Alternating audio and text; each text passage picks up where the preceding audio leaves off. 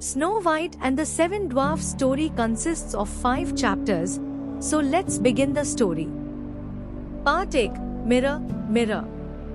Once upon a time, a princess named Snow White lived in a castle with her father the king and her stepmother the queen. Her father always reminded his daughter that above all else, a royal family must be fair. Said he, people over all the land come here to the castle with disputes. They need their ruler to hear each side and make a decision that's fair. The queen, Snow White's stepmother, knew how important being fair was to her husband. She asked her magic mirror, "Mirror, mirror, on the wall, who is the fairest of them all?" "Snow White is the fairest of them all," said the magic mirror. "What?" shouted the queen in surprise. "No one is more fair than I. The queen must be the best at everything. What's more fair than that?" "Snow White is the fairest of them all," asserted the magic mirror again. The queen shook her fists. "What do you know? You're a mirror." And she stormed off. Still, the queen was bothered. So bothered that the queen decided to be rid of the girl once and for all. "I cannot wait another day," she decided. The queen called for her servant, a huntsman. "Find a reason to take Snow White deep into the woods tomorrow," she said, pointing her long fingernail at the servant. "And kill her." The huntsman was shocked. But she was the queen, what could he do? The next day he took Snow White into the woods. As he drew his knife to slay her, Snow White turned around. "Look," she said, taking something out of her pocket. She held in front of him 6 perfect animal shapes carved of wood. "Do you like them?" she said. "I made them for you." "Snow White," said the huntsman, "I cannot do this." "Of course you must accept these. They are a gift," said Snow White. "That's not what I meant," said the servant. "How can I say this? The queen, your stepmother, ordered me to kill you." The huntsman dropped to his knees. "But I cannot." "She what?" Snow White called out with alarm. "You must run away," said the huntsman. "Far away. Now. And never come back to the castle." Snow White turned and ran into the woods as fast as she could. Part 2. The dark woods. Deeper and deeper into the darkening woods she ran. Wolves were starting to howl. She tripped and tore her skirt, but kept running. Tall tree branches seemed to reach down to the very ground to grab her, but she kept running. She was scratched, bleeding, and scared, but ran on till she could run no more. All of a sudden a blinked from light far in the distance. Who would live so deep in the woods? She stepped up closer to the light. It came from a cottage, yet no sound came from the cottage, only the flickering light from the windows. "Hello," she said, knocking softly on the door. "Hello?"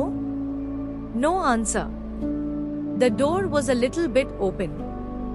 She opened it some more and stepped in. "Is anyone home?" She looked around. What a mess. She had never seen such an untidy space. "This cottage may look like a disaster," she thought. "But it's a roof over my head.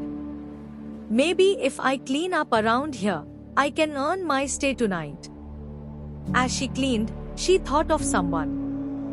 Before her father married the queen, her stepmother, she and a prince who lived in a nearby kingdom were spending time together.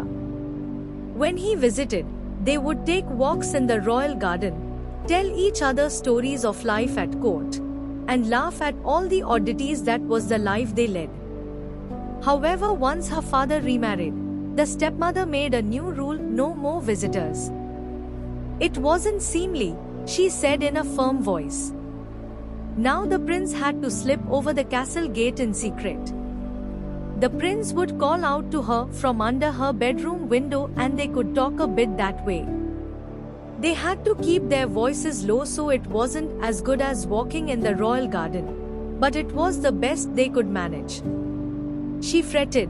If she never returned again to the castle, would she ever see him again? What would he think of her when he came to visit and she was no longer there? Part 3. What kind of magic is this? After Snow White cleaned up the living room, she climbed a ladder to the attic. Upstairs, 7 little beds, sized as if for children, were lined up in a row. Tired from cleaning, Snow White yawned and lay directly across all 7 beds. Exhausted, before she could even stretch out her arms, she was fast asleep.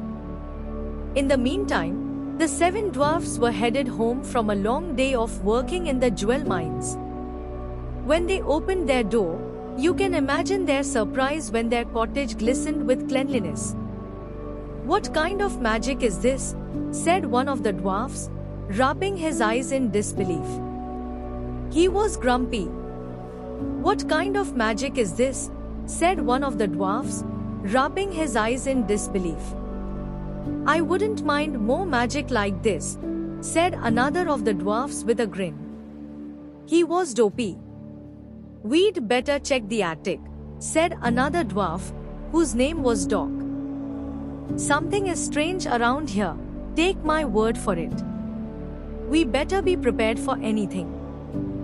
"Well, we might as well go upstairs and see what we find." Much to their surprise, lying across all their beds was a young lady with a sweet face, fast asleep. "Who are you?" said all the dwarfs at once. Snow White bolted awake. The 7 dwarfs could tell she was as surprised as they were. When everyone calmed down, they started to tell their stories.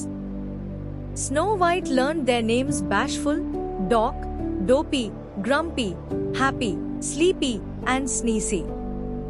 She told them about life in the castle, and her stepmother. That her stepmother had tried to get the huntsmen to kill her. That the huntsman had told her she must escape into the woods. And that she could never go back home again. "Stay here with us," said Bashful. "How nice of you," said Snow White, "but if I were to stay here, I would have to do something for all of you." "You already cleaned up," said Sneezy, and then sneezed. "Oh dear, there's more dusting to do," said Snow White. "We could all make the house even tidier and keep it that way as long as everyone pitches in. I can let everyone know what part they can do. And I will do my share too, of course." "That's fair," said Happy. "There must be something else I can do for you," said Snow White. The 7 dwarfs shrugged. "Do you know how to read?" said Doc. "We have books with wonderful pictures and would love to be able to read them." So it was agreed that Snow White would teach them all to read. To celebrate their new friendship, Snow White and the 7 dwarfs sang and danced the night away. Part 4. Do not open the door. The next morning before they left for work, the 7 dwarfs warned Snow White she must not open the door to anyone. After all, who knows what evil her stepmother might do? The princess nodded, and the dwarfs left the house. The princess prepared her first reading lesson. She also prepared a good hot meal for the 7 dwarfs for when they returned home later that night. And so the day passed. Back at the castle, the queen marched up to her mirror. "Mirror, mirror on the wall," she demanded. "Who is the fairest of them all?" "Snow White is the fairest of them all," said the magic mirror. "That is impossible," screamed the queen. "The girl is no longer alive." "Snow White lives," said the magic mirror. And an image on the mirror showed Snow White living in the cottage of the 7 dwarfs. The queen filled with rage. She screamed, "Who does she think she is? Snow White will not get away with this. Part 5. The Apple, the Coffin, and the Prince. At the cottage of the dwarfs the next afternoon, when the 7 dwarfs were away at work, there was a knock on the door. "Who is it?" said Snow White. She remembered the warning of the 7 dwarfs not to open the door to anyone. "It's only a poor old woman," came a squeaky voice, "selling apples." Yet in fact, it was the evil queen disguised as an old woman. "It's raining outside, dearie," said her voice through the door. "Please let me in." Poor thing, thought Snow White, having to go door to door selling apples in the rain. She opened the door. "Take a look at this big red apple," said the old woman, who, as you know, was really the queen in disguise. She held the red apple close to Snow White's face. "Lovely, my dear, isn't it? For only a few coins, it is yours." "I would like very much to buy your apple," said Snow White. "But I have no money." "That fine comb in your hair will make a good trade," said the old woman. "All right then," said Snow White. She gave her comb to the old woman and took the apple in return. With relish, Snow White took a big bite. Alas, the fruit was poison. At once, Snow White swooned to the ground, where she fell into a very deep sleep. "She is down," shouted the queen, pumping the air with her fists. Just then the door flew open. In marched the 7 dwarfs, home from the day's work. Shocked indeed they were to find Snow White lying on the floor and what must be her stepmother beside her, laughing. In marched the 7 dwarfs, home from the day's work. They chased the evil queen out the door and into the storm. Up to the very top of a mountain they chased her, when all of a sudden, lightning hit the mountain. The queen fell, and she was never seen again. But nothing could help poor Snow White. She stayed absolutely still in her deep sleep. The 7 dwarfs gently lifted her into a glass coffin. Day and night they kept watch over her, weeping for sorrow. One day, the prince happened to ride by the dwarf's cottage. Ever since he learned that Snow White was missing at the castle, he knew something must be terribly wrong. He hopped on his horse and had been searching for her ever since. Now he finally found her, but in such a state. The prince lifted the lid to the glass coffin. Her face seemed so fresh, even in that deep sleep. The prince gently took one of Snow White's hands in his own and kissed it. At once, Snow White's eyes opened. With love's first kiss, the evil queen's spell was gone forever. The 7 dwarfs let out a big cheer. The prince and Snow White leaned towards each other. Delighted to find each other again, they smiled. Now nothing stood in the way for Snow White and the prince to be together. They bid a fond farewell to the 7 dwarfs and returned to the prince's kingdom, where they could be safe and live free. Before long they were married and lived happily ever after. Do give it a like and hit that subscribe button if you want to listen more stories. Thanks for watching.